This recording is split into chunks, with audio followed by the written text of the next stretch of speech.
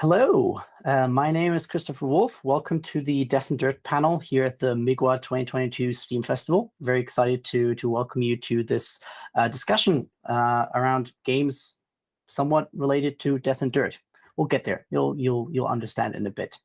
I'm joined by three wonderful co-panelists today, which I'm going to hand over to for a quick introduction. Craig, do you want to give it a go? Sure. So I'm Craig Ritchie. I'm the co-founder and game director at Drop Bear Bytes, and we're working on our debut title, Broken Roads, a post-apocalyptic traditional RPG set in a desolated future Australia, coming out next year. And my name is Oscar Brison. I'm one of two people that make up Henry's House, and I live in Melbourne. And I made a game before starting Henry's House called Desert Child, which was set in this, I don't know if it was post-apocalyptic, it was sort of mid-apocalypse, future Australia, and then Mars later on. And my name is Vasilis Karvasilis. I'm the managing director and co-founder of NV Softworks, and we're currently working on Dim Day Red, which is a pre-apocalyptic game, an RPG 52 years before the end of the world, very much inspired by classical CRPGs and tabletop RPGs, trying to bring more of a tabletop feel back to the RPG scenes and PCs. Wonderful. Yeah, as I mentioned, I'm Chris. I am based out of Germany, but I work for, amongst others, for Fellow Traveler, an Australia-based narrative games publisher. And I'm involved in organizing this MIGWA Steam event that you're watching either right now live or after the fact on YouTube as these videos are archived. Thanks for joining us.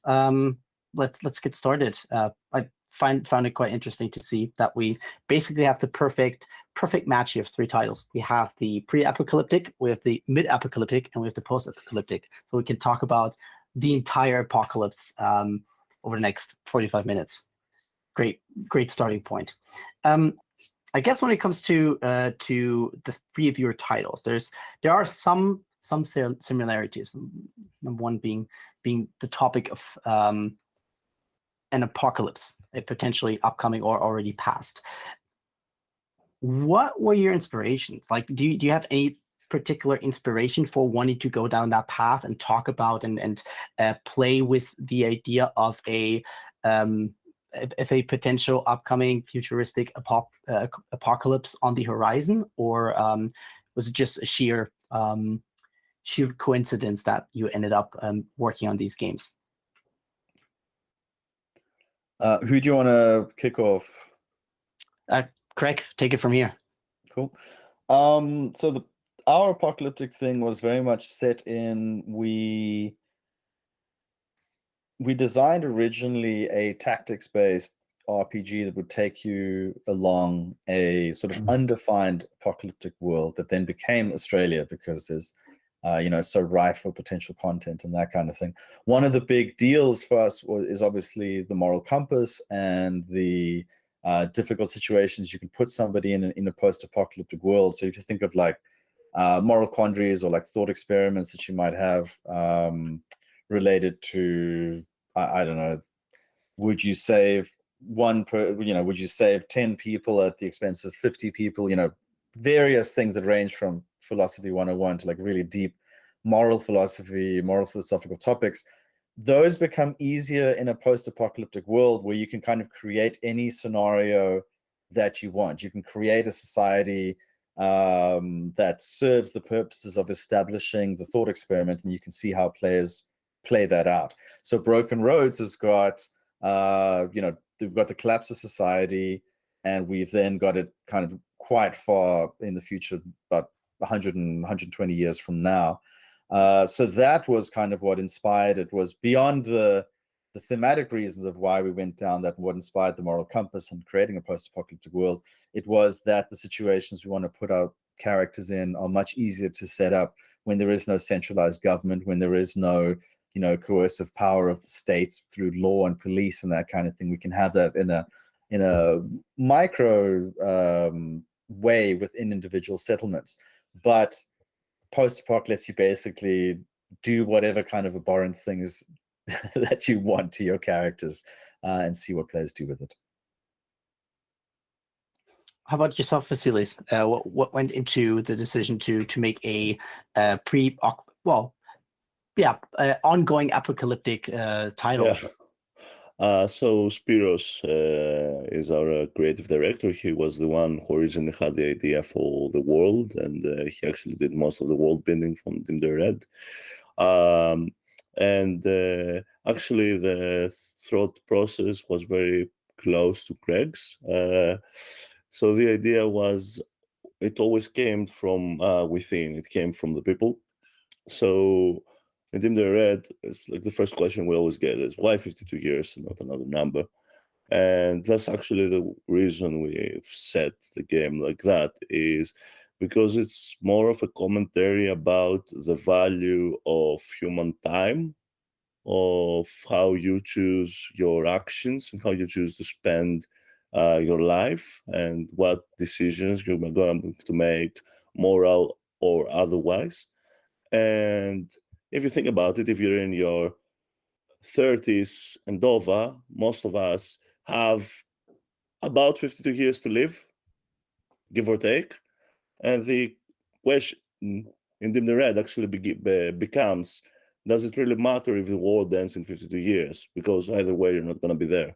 So do you do stuff for legacy? Do you do things to make the world better, despite of the inevitability of the world ending? Do you do what you can to make your life better? Or do you do nothing and just wait for the world to end? So it was the perfect setting to make people think more about what it means to, well, actually live. Other than that, it's a bit hard to ignore a lot of things that are going on around us this past few years are pretty pre-apocalyptic. It's very hard to deny that, unfortunately. I wish I could. Speaking about time, Oscar, you in Desert Child, immediately, like as the player kicks off the campaign, is in a procuring situation, running out of time, wanting to flee the planet. Does that have anything to do, obviously the game having been out for a couple of years now, but does that have anything to do with the current trend of trying to leave this planet and build settlements on Mars and Moon, or was that just something that you felt very passionate about, the topic? Yeah, I mean, it's funny, people, and I mean, it's not like people do it all the time, but I didn't really think about a lot of these things consciously when I was making the game. I was sort of just like, oh, that works for the sort of vibe I'm going for. Yeah, I'm not. I think to me it felt like the saddest outcome for anything, and starting a story or setting at the saddest thing that I can think, which is like Earth, people just giving up on it, is I don't know, I think that was an interesting place to start from, and then see where you go from there, and can things get happier? And I don't think they can. I don't think leaving Earth is a good idea.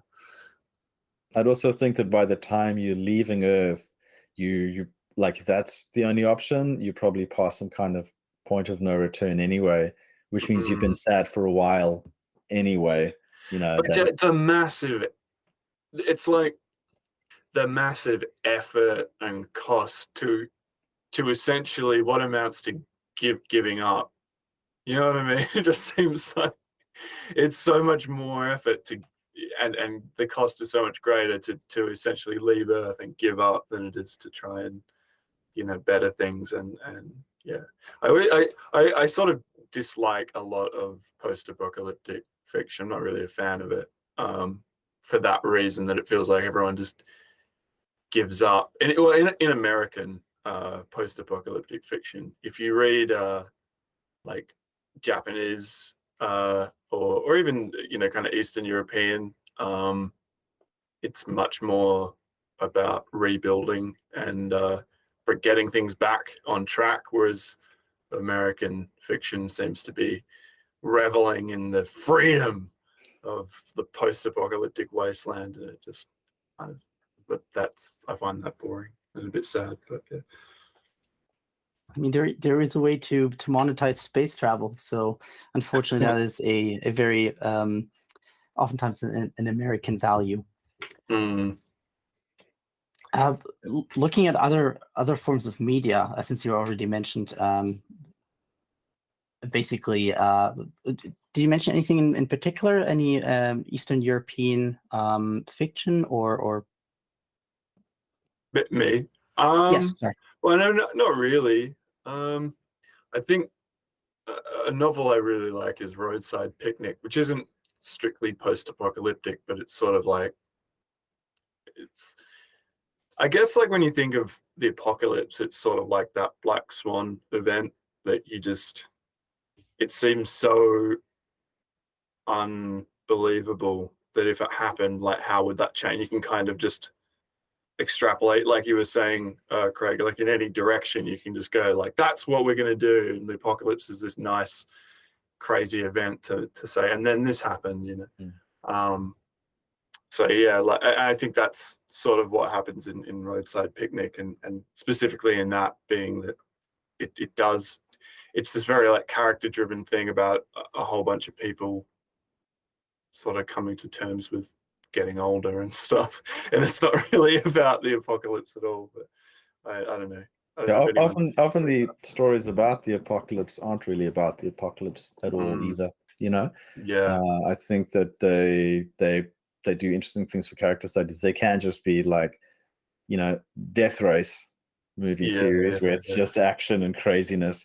But then you can do some things like Stalker, you know, the old, I think 1979 movie, I think it was. Oh, that was based on the book Roadside Picnic. So oh really? So you got it's the same that idea where I think the only reason that kind of book and everything and film wasn't just a total world apocalypse is because it's easier to just sort of build a small little area of apocalypse than say we've got to rebuild the whole world in this fictional setting. You know?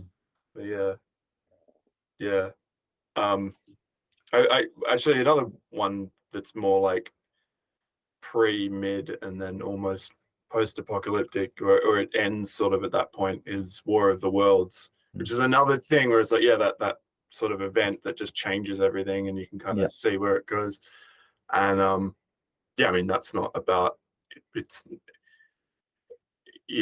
not about like the sort of liberating feeling of being a cowboy and like, you know, and doing all this stuff. Yeah, which it's not Independence Day.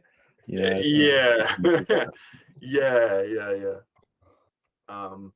I think the apocalypse is not really, you know, if you go back to just that like biblical kind of sense, it wasn't something liberating, was it? I don't know. It was definitely something that you don't want. Yeah, but on the other hand, it's like it's supposed to be the ultimate event before everyone goes to heaven, right? It's like that's what's supposed to happen. Like everyone is going to be judged in the apocalypse, and then the worthy will go to heaven, and the wicked will go to hell, and so on and so forth. In our case, we have more inspiration from dystopian fiction actually than apocalyptic fiction, because we explore like that sweet spot after sweet is an overstatement, but it's like that sweet spot after society has kind of taken a very, very, very bad route, but before we are at this point that there are almost no people around, and as you said, you are in this half like American dream of freedom and the whole wide wilderness to explore.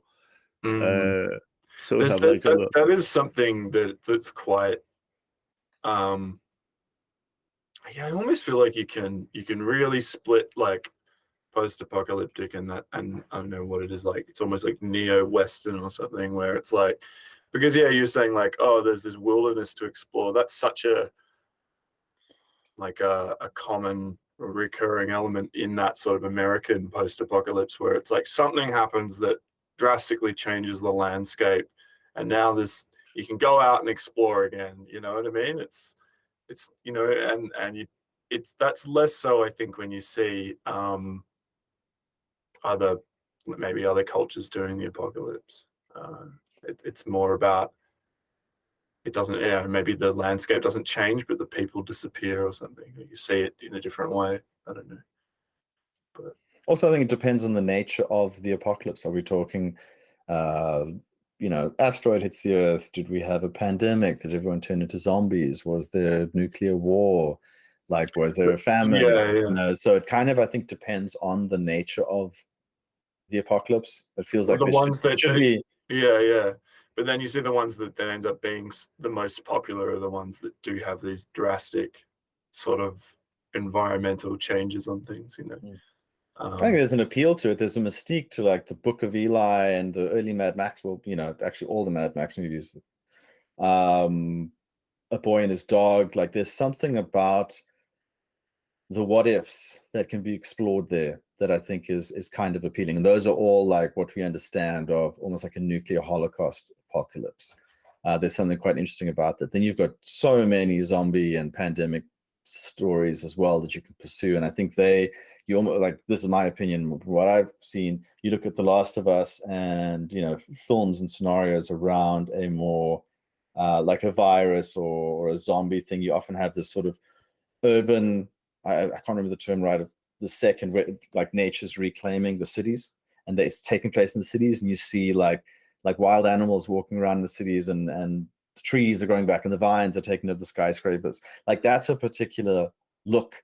And then you've got the destroyed buildings. It's been blasted by a bomb and everything's dry and there's no water, and that's a particular look as well. And I guess it's just what are you doing story-wise? Like, story are you telling? What themes are you exploring? Will take you down one of those different routes. Like, does it matter that there's very few people? Does it matter that the resources aren't there? Like, what is the what forms of governments, and what is, like, is there are there police? Is there law and order? Is there not? Is there some semblance of people trying to recover a government? I think all of these things are like the ingredients. You can kind of pick and choose and build your apocalypse, and get your apocalypse set and put it together and take it from there. It is, yeah. It's funny how it can be used for so many different things. Like, I'm trying to think of things that aren't, like specifically American, that are humorous. Like the apocalypse is often, as much as I think just as often as it's, the serious thing, and it's, I think we all made somewhat like serious games, there's a lot that are more like, fun, wacky apocalypse. Like they're definitely with zombies and things, right? We're really trying to keep the Australian sense of humor alive and keep the jokes alive. And like, because we're dealing with such heavy themes, we don't want the player to be like depressed as well. So we've definitely like chucking in a lot of humor just because it's fun to do. And it is kind of a part of CRPGs. And if you look at like Fallout 1 and 2, they had a lot of humor in with all the serious stuff. So that's something we... Yeah, that's the one I'm thinking of specifically with humor. I think it's so making a bit of a joke out of the apocalypse.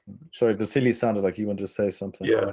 Oh yeah, well, you have to, don't you? I mean, like, it's part of life. It's much big part of why we survive. Like denial is a big part of the human experience. If we didn't be so actively denying things happening, we possibly wouldn't manage to actually survive. So especially in the apocalyptic setting, you have to be humorous. And I mean, like the Cornetto trilogy, I think, by Simon Pegg and Nick Frost, like The End of the World and Shaun of the Dead, are actually very good examples of post-apocalyptic comedies. that Yeah. are actually like they have a bit of world building out there, but it's also more focused on the humor of the world is ending, but what you gonna do about it? It's like we still have to have fun with it. Plus, there's Yeah, that's also true. sorry, Oscar, you went. No, yeah, I'm just agreeing. Yeah. There's the thing that humans will adapt to almost anything, and you get used to your lot in life if you've got your basic needs taken care of, like your absolute baseline Maslowian stuff is taken care of. You can craft your apocalypse that they're not for most people to have an interesting story, or you can craft it that they are, and then you already start to see people laughing, and a kid will have as much fun with a stick and an empty tire as he will with a PlayStation, like depending on what he knows. You find your level of satisfaction because, hey, people survive some really serious trauma and still manage to live good and rewarding and satisfying and actualized lives even in these conditions. And that's what you can also dip into with unless your goal is to depress your player or your reader or your viewer by the end of the hour or the end of the session. You can do a hell of a lot with these things.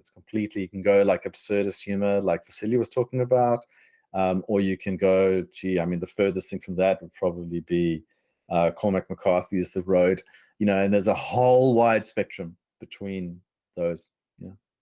Yeah. Looking at as you mentioned, like people react differently to, or you can give a kid a PlayStation or a rock and a stick, and based on how the kid grew up, will react very differently to it. Looking at the games that two of you have in development, one of you has already shipped, how do the game's characters deal with the topic of a either ongoing or basically on the horizon upcoming apocalypse? I know, for example, specifically like Vasily, in your title, the player itself is given sort of different choices of how they react to different situations. So that's something, only having played the demo, that we'll see sort of continue throughout the entire game experience. Yeah, actually, like that's the main mechanic, kind of the main theme of Dim the Red. Quite similarly to Broken Roads, it says you are actively being judged, like as a player for the entirety of the game, and you are pretty much being asked all the time what you're gonna do, what do you think, who you are. That's actually like the last question is the most important one for me, and like that's the main focus of the system, is figuring out who you want to be at these 52 final years of Earth. Like that's our tagline. I had the sign in Gamescom. Greg probably remembers me going around the hall yelling that the world is ending, holding a sign that said, what would you do if the world ended in 52 years? So yeah, for me, You it's get a all about sandwich board and like walk around on Hollywood Boulevard or something. almost, just like it wasn't sandwich board, just like a single sign. I actually have it over there. I just hold it over my head, and I was just yelling around Gamescom. Security stop. It looked like a were that crazy person. person, exactly. He looked like a crazy person with the end is nigh. That's there's some good little marketing efforts there. So you were the one person freaking everyone out in Cologne. Now I remember. Oh yeah, that's me. At some point, like 15 security guards just like circled over me and just like stopped me. At some point, they really thought I was a doomsayer. In any case, what I want to say is that like you get to decide how you will react in those events, and maybe find something about yourself. The rest of the characters, because there's a heavy cast in the game, everyone reacts differently, and I think that's the main thing with humanity. We're not all the same, right? And especially in the context of Dim the Red, because of the environmental refugees after the sun. Like the main idea is that the Earth is going closer to the sun, and eventually it's gonna collide with it. So that's why the world is ending, and the ice caps have melted. Most of Europe and the Americas, like North America, are underwater now. So there were huge waves of environmental refugees, and actually even colonization wars moving south again. So a lot of people are now living in the south, and the game takes place in Northern Africa, in Egypt. And in our city, there are people from all over the world living. So it's a very multicultural city, which means that there are many cultures colliding all at the same time, all with very different backgrounds, all with very different stories, all with very different philosophies on what life is and what life should be. So you have very different people reacting to the apocalypse in very different ways. And that's the other like kind of exploration we're trying to do, trying to figure out the cultural significance of the apocalypse of different cultures and how other people, everyone would react to it. Like you go from all the spectrum, from absolute nihilism of, well, I don't care the world is ending, let's have fun, to the pure idealistic state of, oh yeah, the world is ending, but we still need freedom there. Like we live in dystopia, but why should we? Let's fix that, even if the world ends one day after that. So yeah, so you have like this full spectrum, and the player can be anywhere in between. I remember. Oh, sorry. Go ahead. No, I was going to say for our characters, it's different because it's 100 years approximately after the apocalypse. So like you've got kids who've not known any other world. You've got, people of all ages, and they've adapted to it in different ways. And that's one of the things that we're having fun with. Like we've also got all the different settlements that we've got in the game. They also represent different forms of government, so we can explore, what is a pure dictatorship be, what would this kind of attempt at a democracy. We've got a anarcho-syndicalist collective. We've got a couple other things that you can explore that are very different ways of government, and how do the people live their lives within that. So they're reacting to an apocalyptic world. They're reacting to the conditions under which they live, and for many of them, this is the normal that they know, and they can complain about a water crisis or a scarcity of water in the way we might complain about the weather's been shitty for the last couple of weeks, whatever, it's a bad winter this year. It's all relative. And we do have kids, and there's schoolyards with seesaws and swings and stuff, and they have fun, and they kind of don't know anything else, and they're generally pretty happy because their parents are taking care of them. So we've got the full range as well.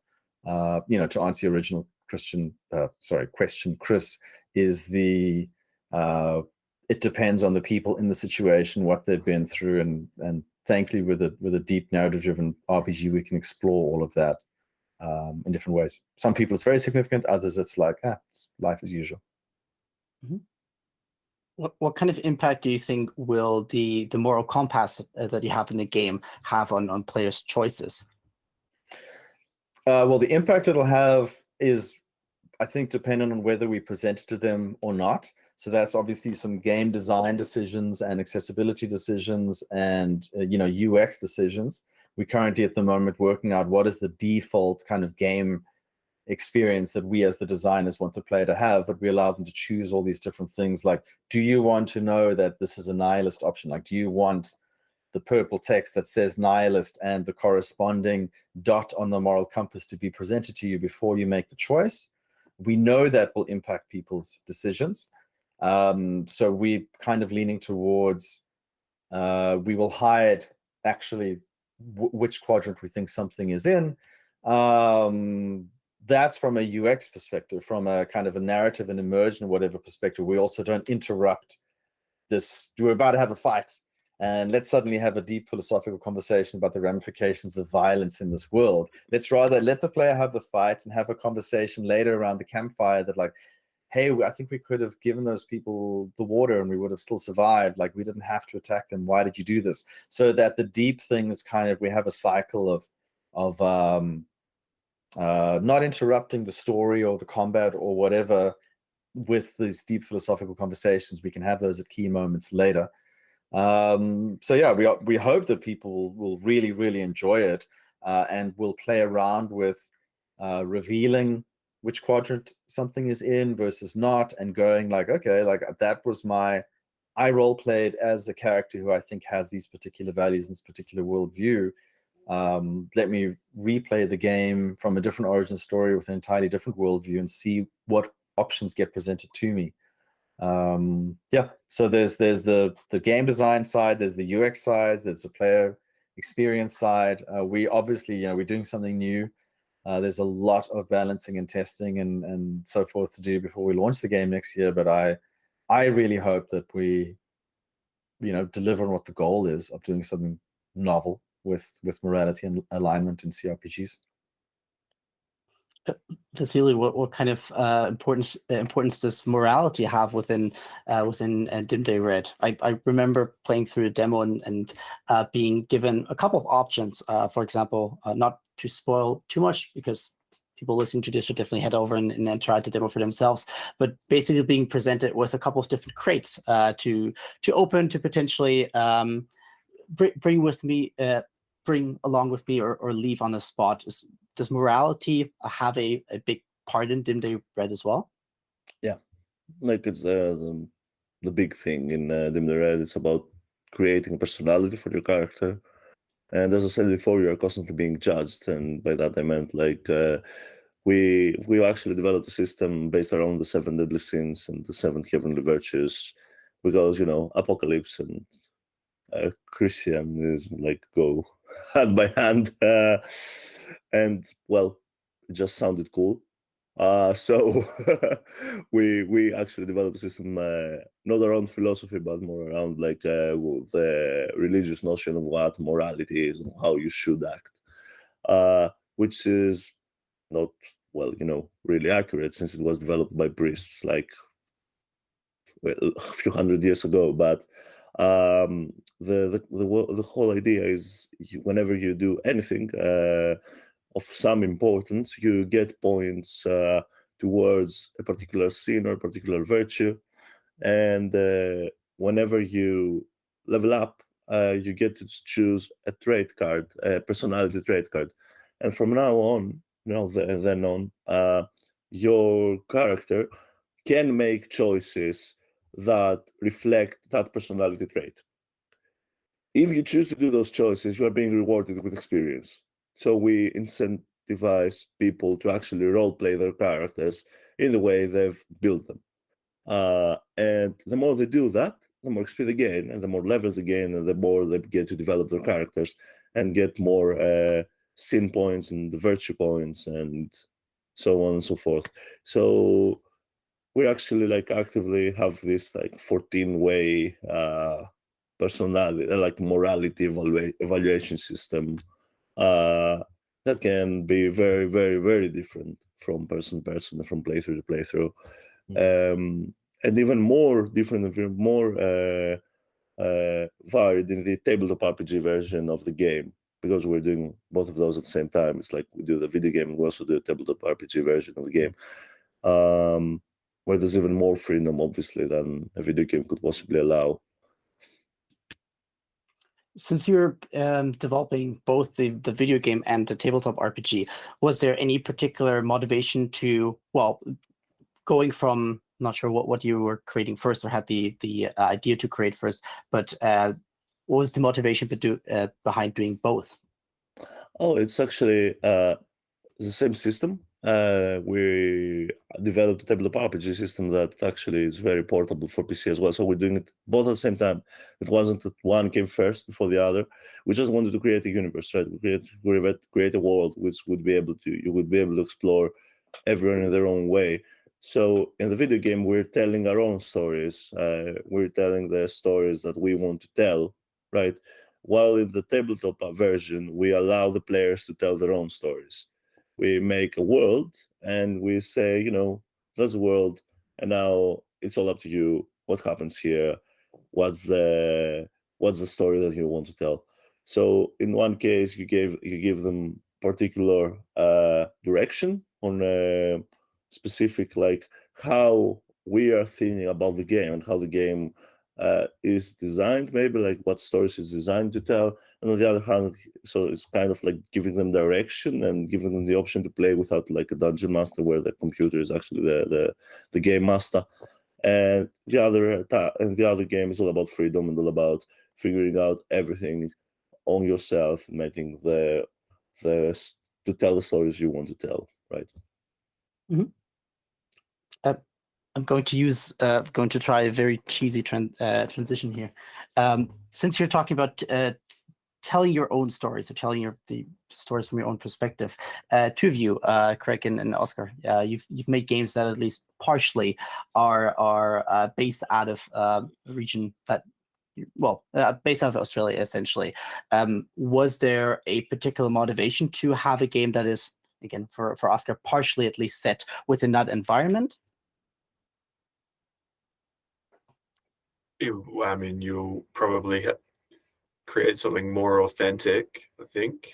I remember seeing, I think it was like the Hilltop Hoods or someone years ago just saying, like, when we started and everyone's like, why don't you rap in American accents? And they're like, why would we rap in American accents?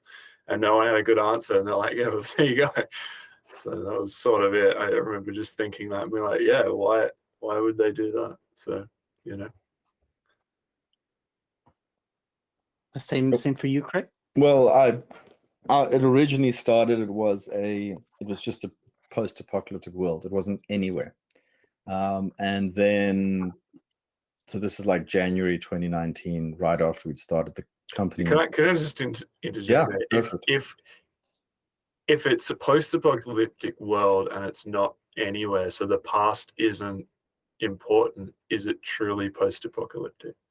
So it was more geographically nowhere. I mean, that's obviously okay. a good question. We just weren't basing it anywhere, and it would be like the problems are generic and human.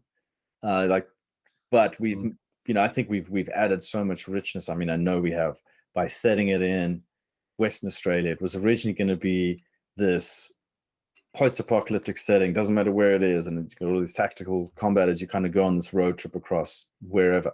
Then we're like, well, let's do it in Australia. There's so few games that are actually set in Australia, like this makes sense. And then we're like, wow, there's so much just in Western Australia, because the journey was going to be like Perth to the Daintree up in Queensland, and across all the different biomes and all the different landscapes and everything. We're like, man, there's so much just in WA alone. And then it was like, okay, just the wheat belt of WA. So we actually got narrower, and we've got like this 25, 30-hour RPG set in one section of one state of Australia. So yeah, I mean, I hope that answers the question, Chris, but it's just we got so much more setting it in a particular region rather than generic post-apocalyptic. Doesn't matter where you are, you know. Mm-hmm. Yeah, and I know at least one person, your former intern, that was particularly excited to see Australian animals in the game. So that's a plus as well. Yeah, no, we're doing our best for real animals and kind of like irradiated, mutated takes on them, and yeah. Wonderful. Vasily, for someone playing your game when it comes out, or the demo now, they will find themselves, as you mentioned, based out of or situated somewhere in Northern Africa. Any particular inspiration that went into having your game based out of there rather than, for example, in Greece? Yeah, actually, the theme of northern colonization of the global south, like I think the whole idea of the global south in general, like not in only Europe, also Africa and the Americas and Asia, suffering perpetually, like throughout history, way more than the North did, and always being in situations worsening, usually created by some fault by the northern countries, was like as a citizen of Greece, as a person that has lived his entire life like in Greece, we've been through a lot. Like we've been through I would say more like of a financial kind of situation that was caused by, in many aspects, like by northern politics, and like we believe that in the case of a big environmental disaster, like that seemed like the first thing, not exactly the first thing. Like I mean that that's how it would necessarily go, but it would be one of the how it would possibly develop. The North would start moving downwards and start to just like take over the South. So there's a big war just before our game, where pretty much all the Southern European countries are annihilated by the Northern European countries. So Greece, Spain, Portugal, and Italy are absolutely gone. And then the North has recolonized Africa once again. So it's more about the commentary of the state of history, more like than actually selecting Egypt and Cairo specifically as a place to be. There are some elements of mysticism in the game that are inspired by Egyptian culture. There is a new church of Ra in the game. There are people that think we should be reunited by the sun, with the sun, and that's like actually the purpose of the earth. There's an old prophecy. What's happening in your game, you know? That's yeah, there's a lot of stuff going on. But like the whole idea is like a bit more about a commentary on what could possibly be the state of the South versus the North, and of course, we are, to be perfectly honest, like I'm tired of games being always set in the Western world. Like it's fine, we had enough games in America, we have enough games in Europe. Let's have some games in Africa. Let's have some games in Egypt. Let's have some games in Australia. Check out Beautiful Desolation if you haven't already. It's African post-apoc. Nice. I should. So one thing we're doing a little different to what you said, you know, again, the post-apoc versus pre-difference, I think is significant. We've had our apocalypse as a great leveler. So everyone is starting from zero again, and we, you know, there is no old power relations, there's no persisting politics, there's no you know, the ills of the past, they're not been washed away or necessarily forgotten or anything like that, but everyone has the same challenges and everyone's starting from the same place in broken roads, and that's been built into our systems of government and settlement relations and, you know, people, interpersonal relations and stuff like that. And that's also an interesting thing that you can explore in post-apoc, is you can choose to lean in because you control the narrative completely. Oh, well, this existing power, maintain that power, and they have this influence on the game now, or the game world, or in our case, pretty much everyone got decimated and everyone had to pull themselves up as well. And that's a conscious choice we've made to allow people to explore building the types of societies and the types of order, like structured governance or lack thereof, and have a bit of fun with that too, and ask those kinds of questions. What would you do if it was up to you to be truly free to, you know, for self-determination of how you want to be governed? All right, and with that, I think we're coming to a close. Thank you so much to my three fellow panelists for joining today. Before we wrap things up, where can people head to learn more about your current project in development, no matter if it's a video game or a tabletop RPG? Vasily? So you can go to dimday.red. You can find everything about the game there. Obviously, we have a demo live on Steam, so go play it, wishlist the game always. And we're doing a Kickstarter for the tabletop, hopefully soon. So we have a Kickstarter page, pre-launch page online, so you can go and like follow that as well. Perfect. Oscar, I know you obviously already have Desert Child available on Steam, so for anyone listening, go pick that up. You have another game in development, if you want to briefly tease that. Yeah, I have a game called Nanomon Virtual Pet. Go wishlist that on Steam, and we've actually just released a game called Cardboard Kings, which is completely the opposite of post-apocalyptic. It's the most frivolous thing. It's about collecting trading cards. So yeah, it's a very relaxing experience that I can very much recommend. thank you. And Craig, how about yourself? Cool. So everything's on brokenroadsgame.com, and like all other indie games, if you're interested, wishlist on Steam. It's the easiest way to help out indie studios. So yeah, check it out on Steam. Follow us on Twitter, join our Discord, and we're also getting a bit more active with blog posts and YouTube videos and that kind of thing as well as we approach release. So yeah, check out basically all of our social channels, and hopefully you'll find something you enjoy. And once you're done with that, stick around. There's a lot more content to come here. The Midwest Steam Festival this weekend. Thanks so much for tuning in. Thanks to my three co-panelists, and hopefully see you again next year.